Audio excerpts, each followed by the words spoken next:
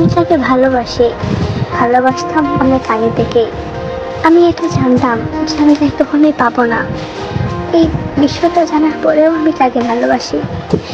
আমি অপেক্ষায় থাকি তার জন্য। কি পাগলামি, নাকি এটা আবেগ? মানুষ বলে এই বয়সে নাকি অনেক বেশি আবেগ কাজ করে, কিন্তু আমি বলবো তার এই অবহেলা, তার সবকিছু থেকে আমি কেমন জানি ভালোবাসা খুঁজি। তাহলে এটাও কি আবেগ? আমি তো তাকে ভালোবাসি, এটা বুঝাইতে পারি না কাউকে। তার থেকে এত কষ্ট, তো সবকিছু আমার সহ্য হয়।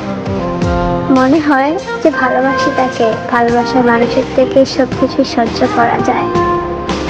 তার সাথে কোনো মেয়েকেই সহ্য করতে পারি না। আমি তার হাসির মায়ায় পড়ে গেছি।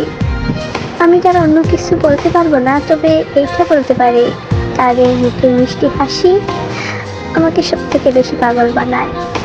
তার চোখের মায়া, তার ফেসের যে মায়া, তাতে আমি আটকে গেছি। আমি এটাও জানি না আমি আদৌ তার এই মায়া থেকে বের হতে পারবো কিনা। কি অবাক লাগে তাই না? বিটিএস নামক জিনিসটাকে কখনো জানতাম না, চিনতাম না, অথচ আজ তাদের থেকে, মানে তাদের প্রতি আমরা অনেক বেশি আকৃষ্ট হয়ে গেছি। তোমাদের কাছে বললে ভুল হবে, জাঙ্কুক নামক মানুষটাকে আমি জানতামই না।